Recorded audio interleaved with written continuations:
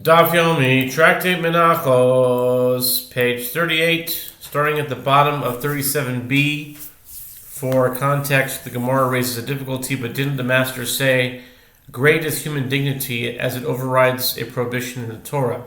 This includes the prohibition against carrying on Shabbat in the public domain. That being the case, why would he remove his garment in public?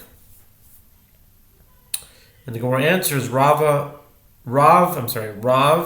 Bar Shaba or Shava interpreted that statement before Rav Kahana, and now we're on top of 38a, top of the page with the words Balav de lo tasur. He stated this with regard to the prohibition of you shall not deviate to the right, to the left or to the right of that which they tell you, Deuteronomy 17:11. A prohibition by rabbinic law is overridden by human dignity, but not a prohibition by Torah law. Therefore, Mar Bar Rav Ashi would have removed his garment had he known about the tear. Okay? V'ikadi amri mehosam omar le ve'omar le ma'ida itcha lemishda'eh ve'omar ma godol kaved brio shetorches lo yisese toire ve'od Targum Rav Bar Shava Kamed Rav Kahana Rav Delo Tasu Hachanami Karmelis Terabanoni. And there are those who say that there's a different version of this discussion. It was when they were there in the place where the corner of Mar Bar Ashi's garment tore, that Ravina said to him that it had torn, and Mar Bar Ashi said to him in response, "What is your opinion? Do you think that I should throw the garment off? But doesn't the master say, great is human dignity, as it overrides a prohibition in the Torah?" The Gemara raised the difficulty, but Rav Bar Shaba interpreted that statement before Rav Kahana. He stated this with regard to the prohibition of you shall not deviate, not the prohibition against carrying in the public domain, which applies by Torah law. The Gemara answers here too, it is not a prohibition by Torah law, as the place where they were walking was not a full-fledged public domain, but a Carmelite, in which carrying is prohibited by rabbinic law. Hadron Allah HaKoimitz. We completed the parak of HaKoimitz, and we shall return to you, Bezrat Hashem. And now we move on to the next parak, next chapter in Menachos, which is Hatechelet. And the Mishnah says that the Cheles, in the Makevs is a love and the Makevs is a Cheles. Tefillah Shiyad, in the Makevs is a Shaloish. Shaloish, in the Makevs is a Shiyad. The Mishnah says, the absence of sky blue, the Chelet, does not prevent fulfillment of the mitzvah of ritual fringes with the white strings. And the absence of white strings does not prevent the fulfillment of the mitzvah with the sky blue strings. If one has only one, he wears it without the other. Absence of the phylacteries of the arm does not prevent the fulfillment of the mitzvah of the phylacteries of the head. And absence of phylacteries of the head does not prevent fulfillment of the mitzvah of phylacteries of the arm. If one has only one arm, only one, he dons it without the other. In this case, it would be the arm, because if he doesn't have a head, then he has other issues to deal with. Right? Then he's putter, because he's not alive. Okay. Zog di more, leimen masisen like Rabbi Tanya Yisrael. But I'm shocked with this, the Rabbi, the Gemara suggests, let us say, that the Mishnah is not in accordance with the opinion of Rabbi Yehuda. See, as is taught in Braita, when the verse requires one to place white and sky blue strings upon the corners of his garments, and then states that you may look upon it, Numbers 15:39, it teaches that the lack of either one prevents fulfillment of the mitzvah with the other. This is a statement, Rabbi Yehuda Nasi. But the rabbis say the lack of one does not prevent the fulfillment of the mitzvah with the other. My time, the Rabbi.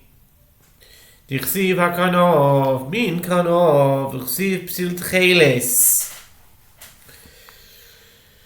V'yomu achbono, nisimo isoi, adigato vayu bechad.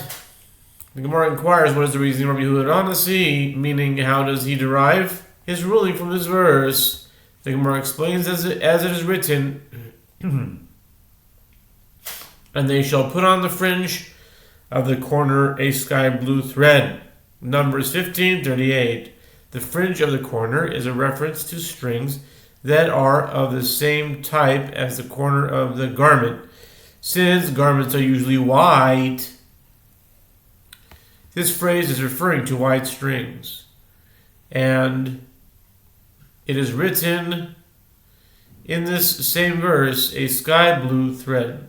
And the merciful one states in the following verse, referring to both types of strings, and it shall be to you for a fringe that you may look upon it.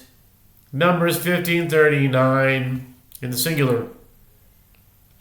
This teaches that one does not fulfill his obligation until both types are present together. The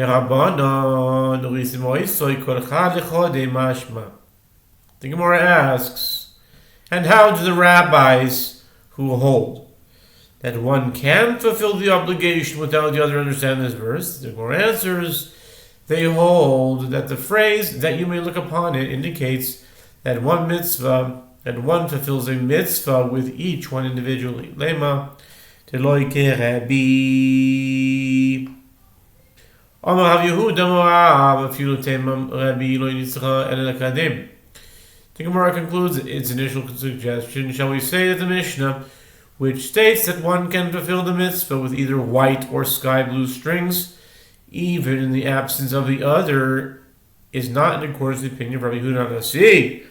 The Gemara responds, Rabbi Yehuda Nasi said that Rav said, you may even say that the Mishnah is in accordance with the opinion of Rabbi Yehuda Nasi, and the ruling of the Mishnah is necessary only with regard to granting precedence.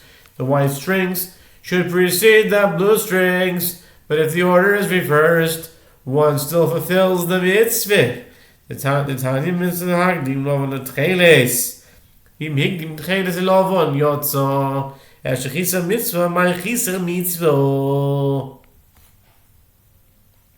This is as it's taught in the Braita. It is a mitzvah to insert the white strings into the garment before inserting the sky blue strings. But if one inserted the sky blue strings before the white strings, he fulfilled his obligation, but omitted the mitzvah. The Gemara asks, what does the Braita mean by the phrase omitted the mitzvah? And now we turn to 38b, since we're in the middle of an idea. If we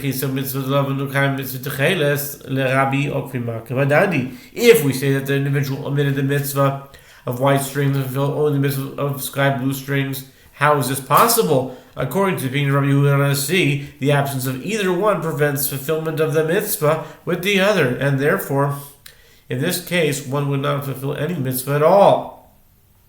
Rabbi Yehuda Marav, Shechisar mitzvah, we also mitzvah. My chisar mitzvah is the law of a mitzvah min amuvcho.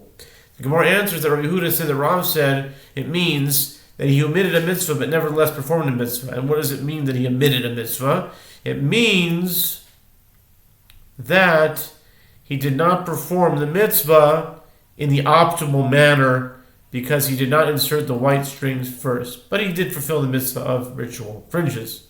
Okay, we'll stop here and pick it up with the next Amud. The rest of the Amud. And what B that is.